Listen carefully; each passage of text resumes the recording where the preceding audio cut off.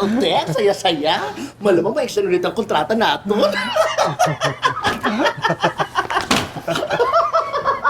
Sulit naman yun, friend. Ganito naman talagang buhay natin dito, diba? Walang guarantee. Pero yung sukuan.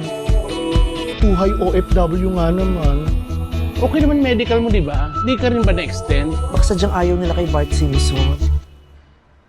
Ate, malapit na matapos yung bahay natin. Tignan mo, 5 floors na. Gusto ko na talaga mag-birthday sa Pilipinas kasama yung pamilya ko. Matapos naman na yung bahay na pinapagawa ko eh. Hindi. Hindi ito yung bahay namin.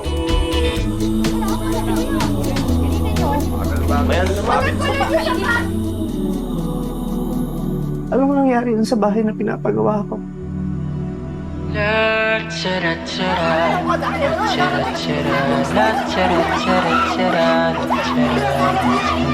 Huwag mag-alala, ipikit ang iyong matatana.